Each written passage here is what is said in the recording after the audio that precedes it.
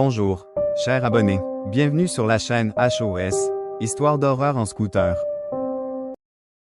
Émilie rentre chez elle en scooter, après une soirée passée chez une amie, en compagnie de Louis Tremblay, au volant d'un MBK 50 cm3 modifié et de Malcolm Beauvais, au volant d'un BWS 150cc, et que dire de Malcolm?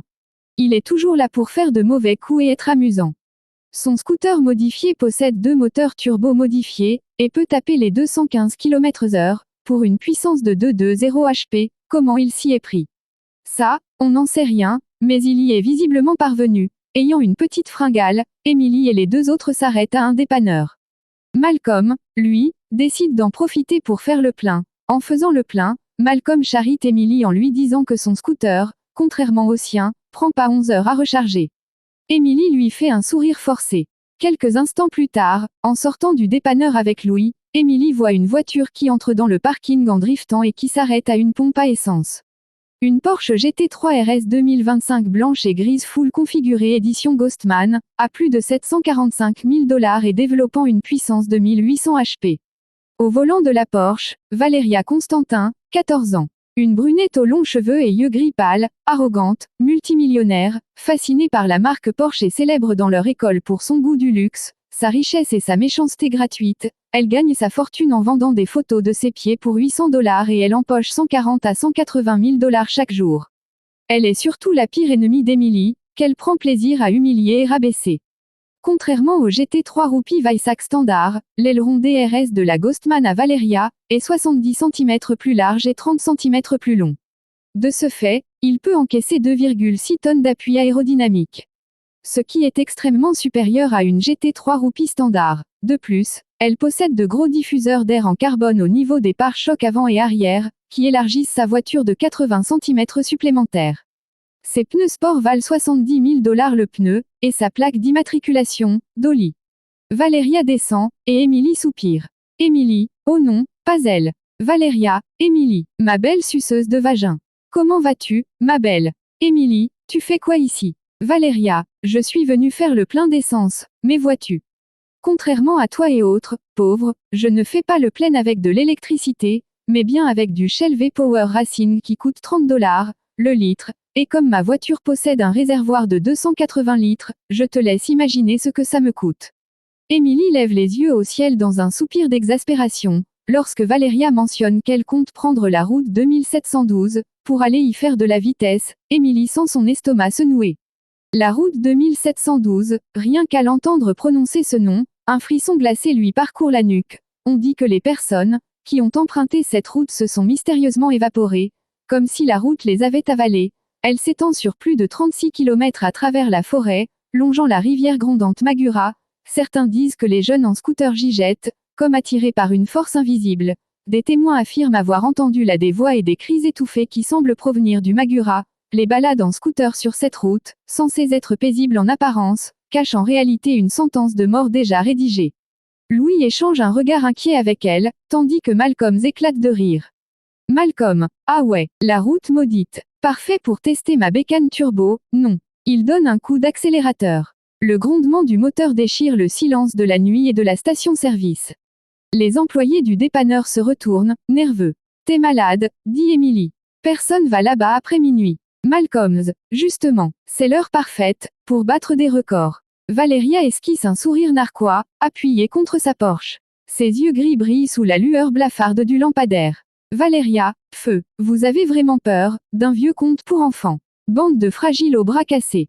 C'est évidemment faux, c'est juste pour nous effrayer. Louis, et vas-y toi, sale pute. Valéria range ses lunettes à 70 000 $, laisse le pistolet gaz au sol, puis monte et démarre sa voiture dans un rugissement mécanique qui fait trembler les vitres du dépanneur. Elle fait rugir son moteur et des flammes violettes sortent de ses 8 exhausts en titane chromé, puis disparaît sur la route, laissant derrière elle une traînée de fumée et d'arrogance. Malcolm ne se fait pas prier. Il enfourche son scooter, lance un regard provocateur à Émilie et Louis, et part à sa poursuite. On devrait pas y aller, souffle Louis. Sérieux, Émilie? Je sais, répond-elle. Émilie, mais s'il lui arrive quelque chose? Quelques minutes plus tard, leurs scooters s'engagent à leur tour sur la route 2712. La forêt se referme autour d'eux. Les branches forment une arche menaçante au-dessus de leur tête. Louis et Émilie n'aiment pas du tout l'ambiance.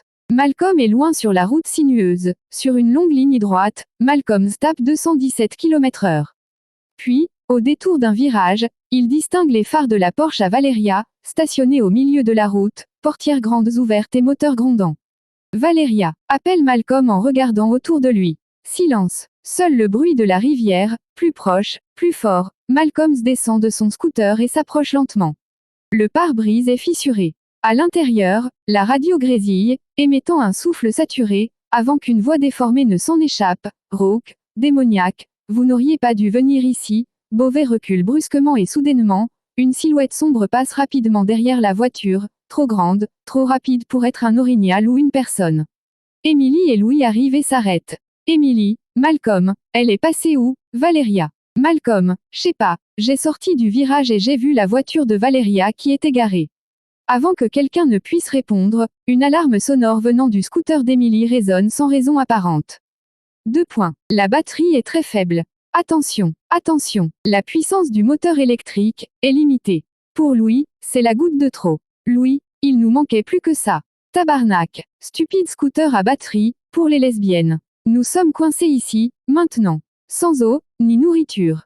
Tout ça, à cause de ce fichu Malcolm. Idiot du village. Émilie se tourne vers Louis et lui fait un sourire forcé et sarcastique, avant qu'Émilie ou Malcolm ne puissent répliquer, une voix se fait entendre, celle de Valeria. Elle vient des bois à gauche. À l'aide, aidez-moi, je suis blessée. Émilie, Malcolm et Louis restent figés au milieu de la route. La voix résonne à nouveau entre les troncs. À l'aide, je suis blessée, venez m'aider. Cette fois, elle est plus proche. Le vent s'est arrêté, même la rivière semble s'être tue, comme si tout autour de retenait son souffle. Louis avance de quelques pas, lampe du téléphone pointée vers les bois. Rien, juste la brume, dense, mouvante, qui s'étire au ras du sol. C'est peut-être un piège, murmure Émilie. T'as perdu la tête. C'est Valeria, tabarnak, réplique Louis, nerveux. Malcolm fronce les sourcils. Malcolm, non, écoute bien. La voix se répète, exactement pareil. Même intonation, même rythme, même pause entre les mots. À l'aide, je suis blessé, venez m'aider. Le ton ne change jamais, pas même une respiration entre les phrases. Un frisson glacé parcourt la nuque d'Émilie. Ce n'est pas elle, souffletait-elle. Louis recule, troublé. Soudain, un craquement sec retentit à gauche, puis un autre, à droite. Quelque chose bouge dans la forêt. Lentement, il n'arrive pas à voir ce que c'est, mais les ombres, elles, semblent se tordre dans la brume. Malcolm rallume son scooter, le moteur brisant le silence. Malcolm, on dégage d'ici. Maintenant, mais avant qu'ils puissent faire demi-tour, un bruit lourd tombe juste derrière eux. Quelque chose a chuté sur la route. Louis éclaire du téléphone, une chaussure Louboutin, couverte de boue et de sang séché. C'est la sienne, souffle Émilie, la voix brisée. Un rire se met à gronder, profond, caverneux, résonnant tout autour d'eux. Il semble venir de partout à la fois. Des arbres, du sol, de l'air, puis une voix rauque se résonne.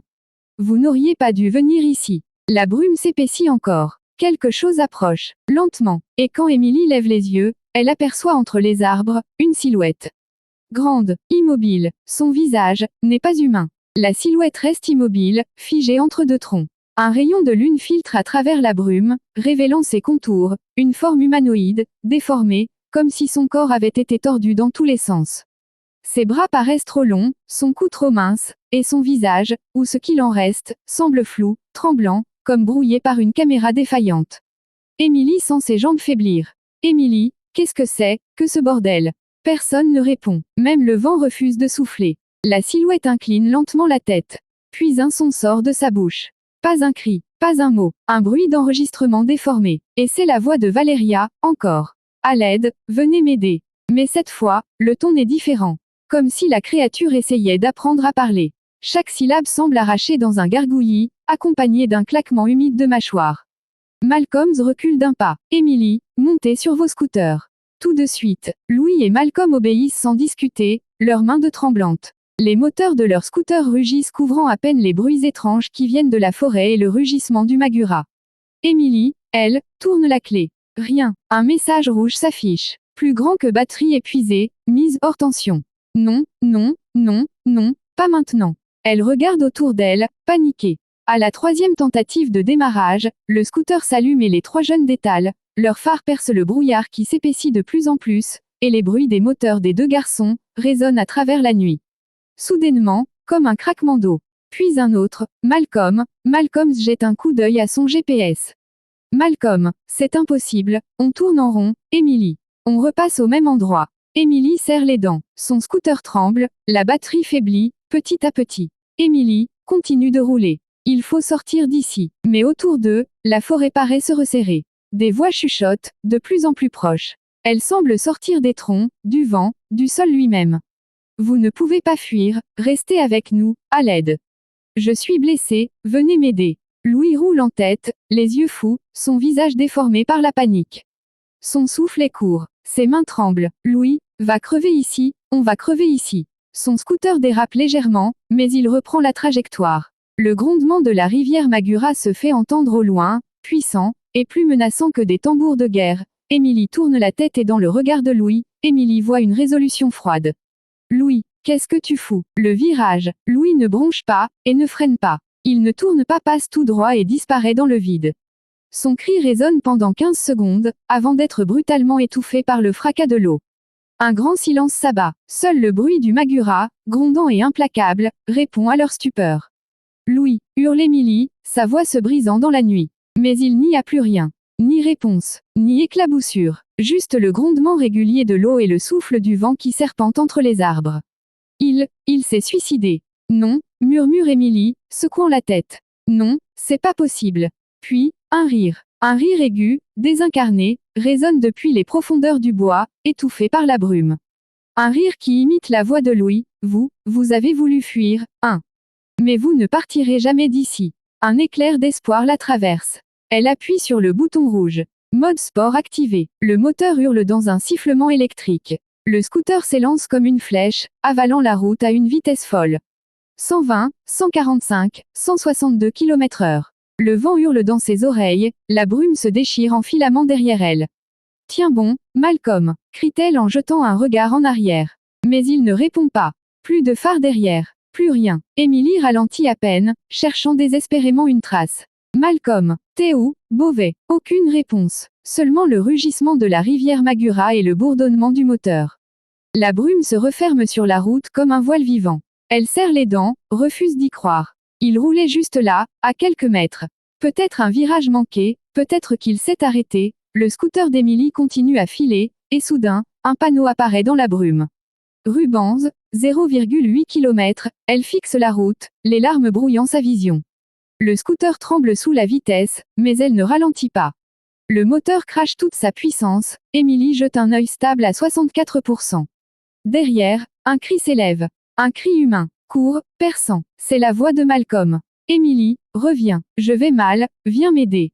Puis plus rien. Le silence retombe aussitôt. Elle veut freiner, faire demi-tour. Mais une peur glaciale l'en empêche. Quelque chose, au fond d'elle, c'est qu'il est déjà trop tard. La brume s'éclaircit enfin. L'intersection. Elle y est presque. Le scooter file à 162 km/h. La lumière des lampadaires se reflète sur ses larmes. Quand elle franchit la ligne blanche, elle pousse un cri de soulagement. Elle s'arrête sur. C'est fini. Elle tourne à gauche, ralentit, puis s'arrête. Emily descend, tremblante. Elle regarde derrière elle. La route de 1712 n'est plus qu'un couloir de brume. Aucune trace de Malcolm. Juste un écho lointain, porté par le vent. Une voix qui ressemble à la sienne, déformée, noyée dans la rivière du Magura, tu aurais dû rester avec moi. Et dans la brume des grandes et sombres silhouettes se déplacent et restent dans N comme si une barrière invisible la retenait. Emily remonte sur son scooter et s'éloigne. En regardant derrière elle, elle se jure de ne plus jamais revenir sur cette route, et que quoi que soit cette chose, qui hante cette route, elle doit y rester prisonnière, à jamais.